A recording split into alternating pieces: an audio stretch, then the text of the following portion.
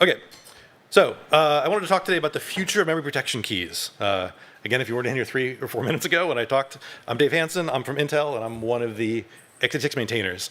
And protection keys is one of my favorite things because it was one of the bigger features that I got into the kernel kind of earlier in my career, so I'm a big fan.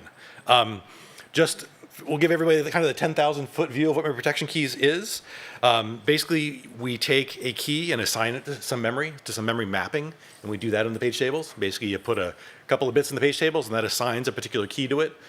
We do this with kind of a special mprotect call, like in Linux. But the really cool thing that it lets you do here is once you've assigned the key, you can change the permissions on the memory without changing the page tables. So changing the page tables is really expensive. You got to go in the kernel, you got to do TLB flushing and a whole bunch of other real expensive, slow stuff. So protection keys is really, really cool because you can do that. You can change protections on things by just flipping a bit in the registers. Pretty neat. What it does also is it gives you truly thread local permissions on something. Because right now, if you have shared memory between 2 threads in a process and you change the page table permissions to take permissions away from it or give it more permissions, everybody in the process, every thread has the exact same view of memory. So since this isn't a register and every CPU has its own register, every CPU can kind of have its own view of memory. So it's a pretty cool little feature. And like I was saying, it's way, way cheaper to just flip some bits in a register than to go into the kernel and flush TLBs and all that stuff. So it's way, way faster. The other really cool thing about protection keys is that this started off being an x86 thing in, I guess 2016 is when we got it merged. But there are similar enough features on PowerPC and on ARM. And I think there's some more out there. It seems like this is more common than not. But these are the ones that are in the kernel. So we have 2 other architectures that are able to basically reuse the same ABI. They're not exactly the same, like x86 lacks the ability to deny execute support on memory, while the other guys have that. But otherwise, it's pretty similar. And it's pretty cool that we were able to take this x86 focused feature and system calls even, and the other architectures can kind of just reuse them. So it's been pretty cool. So, but it hasn't all been sunshine and rainbows. The register that we've got here on x86 is called PKRU, the Protection Key Writes for User Space Register. And it is saved and restored using the XSave mechanism, which is also used for stuff like the floating point registers. This seems like a pretty good idea, except that the floating point registers they can be used in the kernel, but they're not used very often. And PKRU affects memory accesses. And so user space accesses memory, but the kernel also accesses user space memory. And so it turns out that this is the one bit of state that's managed by this XSave mechanism that is controlled by user space, but affects how the kernel executes. Because if you change permissions in this register, the kernel can actually fault when it goes to touch that memory. So this turned out to be really tricky because it's the only one that does that. And so when you want to do things like, hey, maybe we want to optimize our floating point save restore, and we want to wait a while to go restore our register state. Well, we want to wait a while, but we also don't want to delay, enforcing these permissions on the memory. So it turned out to be a little goofy, and turns out that it is a special snowflake in the XSave handling because it's the only one that does this stuff, and so it has its very own special code. But people have wanted to kind of expand how they're using this. The ABI has been around now for, almost a decade. It seems time's flown. But people recently have started to look at hardening applications with this. And actually, this just went up to Linux this week. But there is this, people want to be able to take it and have some threads that have access to memory and some threads that don't. And they're actually wanting to run things that are more exposed. Like maybe they go parse some user data and you're worried that somebody might take over that thread. So they're going to go and try and deprivilege it with this mechanism. Except when we enter a signal handler, we're trying to save the old register value so that the signal handler can see it. But at the same time, we need to write to that register to make sure that we can actually save the stuff off to memory. So we get into kind of a loop here. So I wanted to talk about this particular thorny problem, but it's been merged since I wrote the slides, so I don't know what else we're going to talk about. So thanks Thomas for shepherding that in, if Thomas is around, but that's mostly done. But the really important part here is that it should be in shape where people can start to do deprivileging of user threads. This is not completely foolproof. This is not like a hardcore security feature, but people really think they can build things with it. So I just want to give people a heads up and say, maybe something you want to look into. So there's also an emerging set of problems that we have with protection keys assigned to memory. Because usually when you're sitting there in your user application, you write to memory, well, you got a CPU and it's doing a memory write, and you've got some page tables that you're writing to, and you might get a page fault. And you can say, oh, look, we had the register kept us from writing to that memory. And it's really handy when you have both CPU registers around, and that memory that you're writing to. But there are a bunch of cases where we don't actually have the register available. We have, for instance, APIs in the kernel that will go and get a reference to physical memory, and then go fling that off into some other subsystem, and the registers don't go with it. So we have memory that we're trying to write to or read from, but we don't have the register. So we have this PKRE register. What do we do when we've got memory, but no register to tell us if we're allowed to write to it or not? So we've kind of punted on this for now. We've just said, hey, if we don't have the register, we're going to let it go through. What could go wrong? So physical addresses have a few spare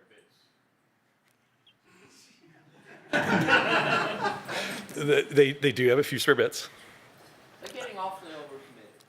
So, but there is also a problem here, is that like we have our get user pages mechanism, and or PIN, right? We have our short-term and long-term ways of getting access to physical memory, but it might have been. One thing that's probably worth saying for people that aren't aware, this feature was put together partly in response to the original Heartbleed. So it was specifically designed to prevent accidentally calling a syscall on a piece of secret in memory that you didn't really want leaking out into the world. So it is by design that the kernel can't access it unless it's decided it's okay to access, which is why you get all the other problems with just passing the pointer around without the protection key with it. So even if we could take all of our physical addresses in the kernel and take a protection key and kind of associate it with that and pass it around everywhere, we still have a lifetime problem, because the get user pages could have happened long, long before the permissions got set. Get user pages can last a long time. It can last forever, essentially. It can last days or weeks. And the register could have a very different value now than it did then, and that can happen in both directions. So even if we could plumb it around, I don't think there's an easy answer to this one. So if any people have ideas on how to deal with this or how they think it would work in their environments, I'd love to hear it. But for now, we've just said, there's no register. You can do whatever you want to it. So. Just like a quick comment on that. It's like, when you have code parse that you get user pages to grab references to pages, you can even have situations where by the time the page actually gets written to, like, it's been completely unmapped from user space or stuff like that. So it kind of seems to me like it would probably be a good idea to say that the permission checks happen at the point of time where you do get user pages, and then from then on, user space is basically delegating this access to its future self or whoever else actually uses the page reference. I think that would probably be the cleanest mechanism, right? Unless there's like some annoying reason why that doesn't work. Yeah, that sounds about right. And so what we actually do today is that when we do the page table walk, we try and enforce it with the copy of the protection keys register that we have at that time, if we're in the current process and we're walking it that way. But there are some really thorny ones, like if you're doing, if you're running a debugger and you're poking into the process from a remote debugger, that process's rights register has really nothing to do with the thing it's poking into. And so there are cases where we really don't have any, the register that you have doesn't have anything to do with the memory that you're accessing. So there are some cases where you really just don't have a good clue. Or the really pathological case here is, if we have something like a device, and we have devices now that can walk the CPU page tables and access memory. So some of those devices, they don't have one of these registers at all. So, who gets to be to choose in that case? So what key do they end up using? They have no enforcement of this. It's not enforced at all on device accesses. So with the talk of VTPMs, is there any way we can just implement a VTPM on top of these primitives? I'm not quite sure what you're asking. What a VTP? Go ahead. Explain more if you could. Well, a trusted address space within the kernel that's not just exposed to whoever wants it, but... Oh yeah. So actually, that you're kind of skipping down to my last bullet here. So like I had on the last slide, What I've been talking so far is about protection of application memory. So this mechanism, the architectures, all three of them that we have so far, all three architectures that implement something similar, can protect kernel memory with this. Did Ira come back?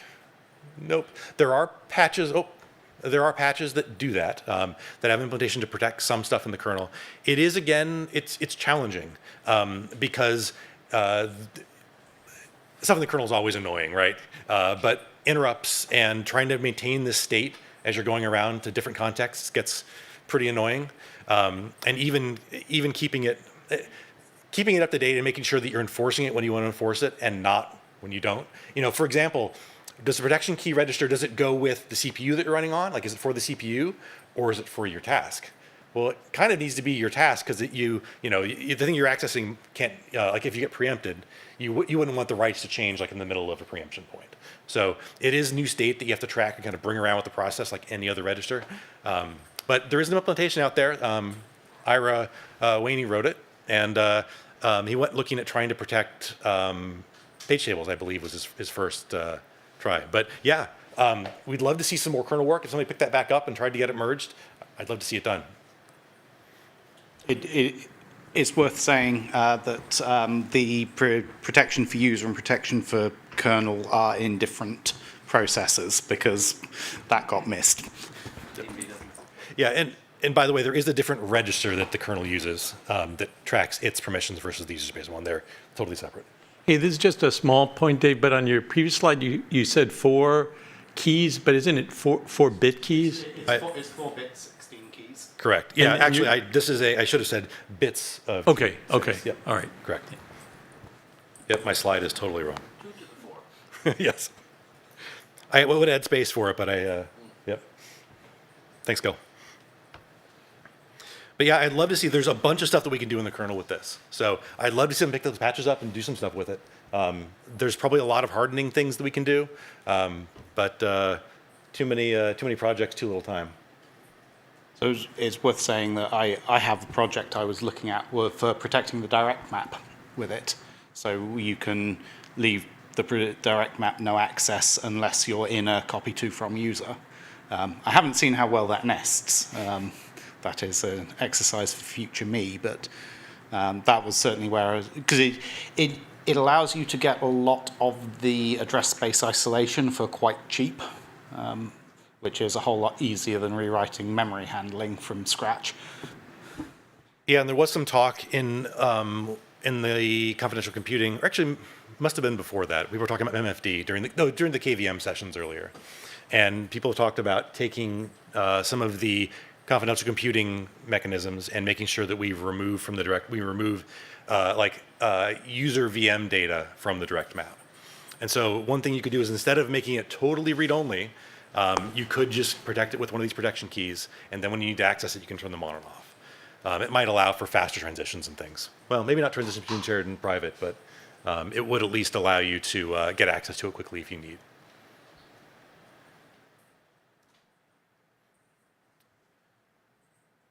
Okay, any other questions? Comments about protection keys?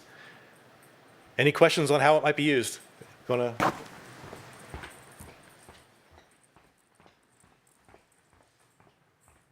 Actually, I have one specific question. Actually, in the KVM, I find there's might be one issue, is that when KVM trying to access a page, right? There are several situations. One of the situations, like it will grab the page table entry if it does exist. If it doesn't exist, right? I think the protection key is respected. So therefore, which means that if the user memory is not say readable or not writable, the fault will, there will be a permission fault. However, there is a special case if there is already page table entries in the host, right? And KVM at this point trying to access that page, then it will go to a fast gop. That fast gop seems not respecting, protection key permissions. So are we going to trying to fix that, or Are you thinking no there's such a intention? bug in there? Like, you looked at it and you thought it wasn't respecting it? I don't think it is respecting that. It seems to me like it directly grabbed that page table entry. So it is well hidden. Kirill, are you in here somewhere? No, Kirill. So Kirill was asking me about this last week, and I actually went and looked at the fast and slow gut paths, and I wrote it, and it took me about 20 minutes to find it. So I'm pretty sure it's in there. If It's there. Okay. I'm pretty sure it's in there. It is well hidden. I promise. It's very well hidden. I see. So I'll dig it out for you. Sure, sure. So that means if it is true, then that means that when the guest is trying to access a page and protection key rejected, saying it's not readable or not writable, the access from the guest will be respecting protection key effects. Yeah, the initial access when you go to populate the EPT tables, like that initial access when you've walked the x86 tables to get a physical address, that initial walk should respect these keys, even for KVM. Got it. The FastSCUP should respect it. Thanks. And again, this is not bug-free code, so it is totally possible that Sure. we've got some bugs. Yeah. Okay. Thanks.